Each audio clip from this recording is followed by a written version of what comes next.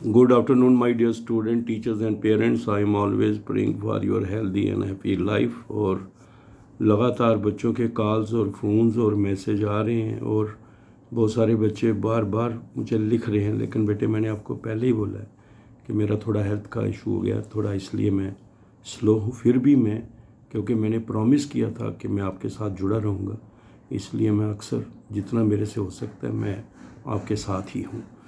तो सबसे पहले मैं आपको ये बताना चाहूँगा, क्योंकि फ़ाइनल जो अलॉटमेंट थी जिसके लिए हमने बड़ी देर पहले आपको बोला था कि 6 से शुरू होगी, वो प्रोसेस शुरू हो चुका है। बहुत सारे बच्चों को अलॉटमेंट हो गई है, कुछ को स्टेप बाय स्टेप हो रही है। तो बहुत बहुत मुबारक है जिनको कॉलेज मिल गए हैं, मेरी तरफ से बहुत सारी शुभकामनाएँ। और दूसरे नंबर पर मैं ये भी आपको अलर्ट करना चाहता हूँ, वार्निंग देना चाहता हूँ कि जब ये अलॉटमेंट के प्रोसेस शुरू होते हैं तो बहुत सारे जो एजेंट हैं या नेगेटिव लोग भी एक्टिवेट हो जाते हैं। वो कभी मेरा नाम या किसी का भी आईसीटी का नाम, किसी का या कोई और लोगों का नाम इस्तेमाल करते हैं। और ये बात याद रखना, जो अलॉटमेंट है वो जहाँ तो आईसीटी की वेबसाइट पे आती है, या बच्चे को जो है अलॉट होगा तो आईसीटी की तरफ से ही आपको जो है वो आप लॉगिन करेंगे तो आपको दिखाई देगा। तो ये याद रखना।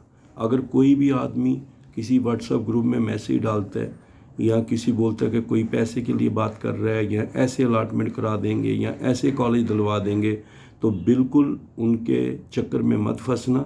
वो आपका कैरियर ख़राब कर सकते हैं। बहुत सारे बच्चों का फिर ऐसी जगह हो जाता है कि हम तो वही कॉलेज मानेंगे जो एआईसीटी की लिस्ट में है, या फिर जो बच्चे उन जगहों पे एग्ज़ाम देते हैं रजिस्ट्रेशन डॉक्यूमेंट वेरिफिकेशन करा के, जो इंस्टीट्यूशन ऑफ नेशनल इंपॉर्टेंस है, सेंट्रली फंडेड इंस्टीट्यूशंस हैं, सेंट्रल यूनिवर्सिटीज़ हैं, एनआईटी है, आईआईटीज़ हैं। तो ऐसी जगहों पे बीडीएस एमबीबीएस के लिए बच्चे अपने लेवल पे यहाँ एडमिशन लेते हैं। लेकिन ऐसे कोई बोलेगा आओ मैं किसी कॉलेज में आपका एडमिशन करा देता हूँ या मेरा उससे जान पहचान है या उससे वाकफ़ी है, तो ऐसे बच्चों, ऐसे लोगों के बारे में आप रिपोर्ट कर सकते हैं और क्राइम ब्रांच में दे सकते हैं केस। और कहीं हमारा किसी का भी इस्तेमाल होता है नाम तो बता सकते हैं। ये बड़ी वार्निंग भी है उन लोगों को जो ऐसा काम करते हैं। हम तो बिल्कुल केस फाइल करेंगे जो भी हमारा या किसी का भी नाम ऐसी जगह इस्तेमाल करेंगे। तो दूसरे नंबर पर मैं सबको अलर्ट भी कर देता हूँ, क्योंकि जैसे अलॉटमेंट होती है तो वो वाला तकरीबन हर साल लोग वो एक्टिव हो जाते हैं और बच्चों को थोड़ा सा एक्सप्लॉइट करते हैं। तो बच्चों को मैं कह रहा हूँ किसी भी प्रकार से एक्सप्लॉइट नहीं होना। बहुत सारे बच्चों को कॉलेज अलॉट हो गए हैं, आस्ता आस्ता अलॉटमेंट हो रही है, अब थोड़ी देर तक सारा प्रोसेस कंप्लीट हो जाएगा। तो बच्चों को जिनको अलॉटमेंट होगी उनके लॉगिन में दिखाई देगा और उसके साथ ही उनके 3 ऑप्शन नंबर 2 पॉइंट है शुरू हो जाएंगे। 3 पॉइंट वही है, फ्रीज का है, फ्लोट का है, नॉट इंटरेस्टेड इन PM++ है। अगर आपको जो कॉलेज मिला है आप उसके लिए बिल्कुल रेडी हैं तो फ्रीज कर दीजिए।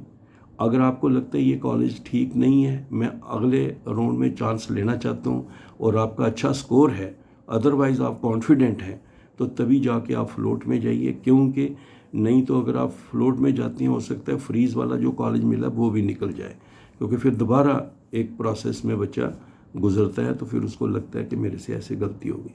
तो वो देख लीजिए, अगर आप कॉन्फिडेंट हैं, ये तो आपने देखना है, तो आप उसमें फ़्लोट में जा सकते हैं। और अगर आप ना फ्रीज करना चाहते हैं ना फ्लोट करना चाहते हैं तो आप लिख देंगे नॉट इंटरेस्टेड इन PM++, तो आप प्रोसेस से बाहर होंगे, ताकि आप नेक्स्ट टाइम जहाँ अगर एलिजिबल होंगे तो आप कर सकते हैं ट्राई। तो इसलिए ये है not interested in PM++, mean आप प्रोसेस से बाहर हो गए अलॉटमेंट के। और जिन्होंने फ्लोट किया वो नेक्स्ट राउंड में भी पार्टिसिपेट कर पाएंगे और दोबारा उनको चांस मिलेगा अगर सीट्स बच गई तो। और उन्होंने फ्रीज़ कर दिया है तो फ्रीज़ करते ही बेटे थर्ड स्टेप आपका ये होगा कि आपको अलॉटमेंट लेटर मिल जाएगा। और अलॉटमेंट लेटर जैसे ही आपको मिलेगा, जैसे ही आपको अलॉटमेंट लेटर मिलता है तो उसके साथ ही वो AICT के साथ आएगा, वो आपने डाउनलोड कर लेना है और उसके साथ ही आपको वेलकम लेटर मिल जाएगा उस कॉलेज की तरफ से, यहाँ आपने जाना है।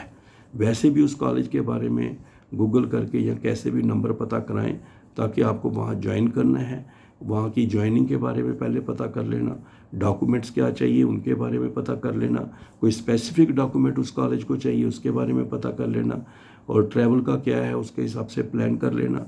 और वहाँ रहने का क्या होगा उसके बारे में पता कर लेना। ये सारी चीज़ें, कैसे कपड़े चाहिए, क्या एयरपोर्ट से कितनी दूर है या रेलवे स्टेशन से कितनी दूर है, कितना टाइम लगता है, हॉस्टल है या नहीं है, पीजी का क्या है, कहाँ जाके थोड़े दिन के लिए रहोगे, आप लोकल गाइडेंस उनसे ले सकते हैं ताकि आप ध्यान से जाएं, किसी प्रकार की आपको प्रॉब्लम ना आए।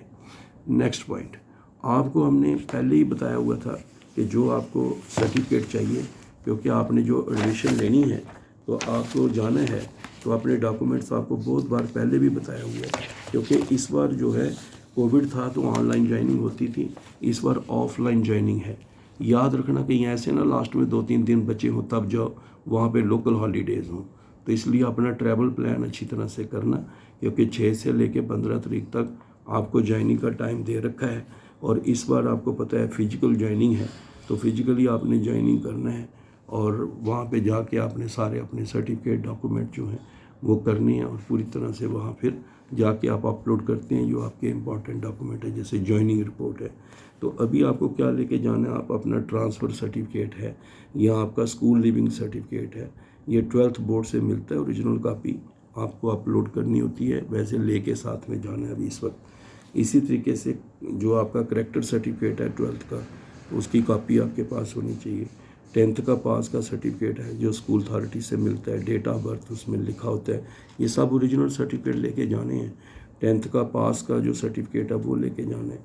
10th की मार्कशीट जो है वो लेके जानी है। 12th का 10+2 जो कैंडिडेट है बोर्ड का या CBSE का, उनको JK में या लद्दाख में इंस्टीट्यूशन लोकेटेड हो, वो 12th का पास सर्टिफिकेट भी लेके जाना है, उसका मार्क सर्टिफिकेट जो है वो भी लेके जाना है। ये आपने लेके डोमिसाइल सर्टिफिकेट जो आपको मिला हुआ है unit territory of Jammu Kashmir Ladakh का, वो भी साथ लेके जाना है। इसी फैमिली एनुअल इनकम जो है वो तहसीलदार की जो शो हुई होती है। इस तरह कोई कैटेगरी सर्टिफिकेट है जो गवर्नमेंट ने JNK, वो तहसीलदार से 3 सर्टिफिकेट आपको बताए थे, डोमिसाइल, इनकम और कैटेगरी सर्टिफिकेट। कोई फिजिकली हैंडीकैप्ड है जो वैलिड सर्टिफिकेट है, CMO का इशू होता है 40% से ज़्यादा, उसमें जो है तो वो उसमें पर्सन विद डिसेबिलिटी जिसकी है 40% से ज़्यादा डिसेबिलिटी, वो एक CMO का सर्टिफिकेट होता है, जो भी ऑथराइज्ड अथॉरिटी हो उसका लेके जाना है।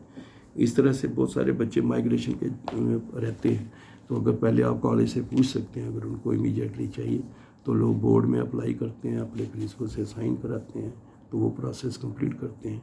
तो जो है वो भी आप कॉलेज से बात कर लें, कई बार वो बोलते हैं 2 दिन ठहर के लेंगे, तो कोई इशू नहीं है, फिर आप आराम से भी अपना प्रोसेस, लेकिन ये डॉक्यूमेंट तैयार रखने हैं ताकि आपको वहाँ पे कोई प्रॉब्लम ना आए। नेक्स्ट पॉइंट ये है कि थोड़ा सा पैसे का अरेंजमेंट भी रखना, क्योंकि जाओगे तो कभी कभी वहाँ पे वो कॉशन मनी ले लेते हैं या लाइब्रेरी डिपॉजिट है जो रिफंडेबल है, दोबारा पैसे वापस मिल जाने हैं। तो थोड़े से पैसे होने चाहिए अपने पास। खर्चे का भी होता है, पहले शुरू में कोई कम, कहीं 1-2 दिन रहना पड़ेगा, पेरेंट्स भी साथ जाते हैं, तो ये थोड़ा बहुत खर्चा होता है। बाकी फ़ीस का जहाँ तक है तो वो तो आपको AICT देगी कॉलेज वालों को, वो कॉलेज के अकाउंट में जाएगा, उसका आपके साथ कोई नहीं है। लेकिन मैंने जैसे आपको बताया कभी कभी वो सिक्योरिटी डिपॉजिट ये कुछ ले लेते हैं। इसी तरीके से जो आपका हॉस्टल का है, कई बार वो थोड़े से पैसे वो कहते हैं इसके एडवांस में दे दो। मैं इसलिए बता रहा हूँ कि किसी प्रकार की बच्चे को कोई टेंशन ना हो। मीनवाइल जैसे ही आपका ये प्रोसेस पूरा होगा, रजिस्ट्रेशन का आप कराएंगे, ज्वाइनिंग ऑफिशियली हो जाएगी, बैंक अकाउंट जो अपना मैंडेट फॉर्म है वो आप डाउनलोड कर सकते हो, साइट पे दे रखा है, किसी का नहीं होगा तो वो कापी मिल जाती है।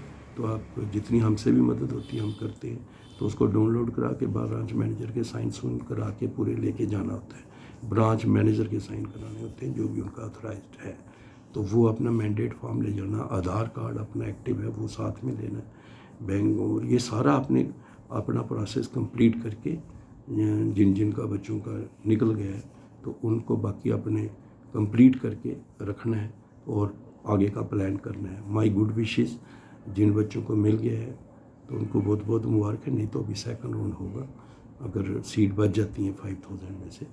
तो बाकी ऊपर वाला जो करता है बेहतर करता है।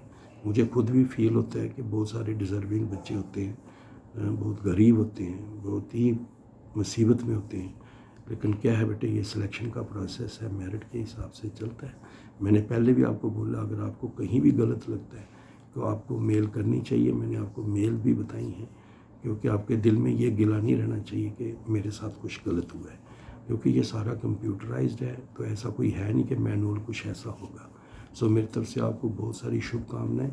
God bless you, all the best, और अपना पूरा ध्यान रखें। मेरी तरफ से आपको बहुत बहुत मुबारक है जिनका अलॉटमेंट जो है वो हो चुका है। All the best, God bless you.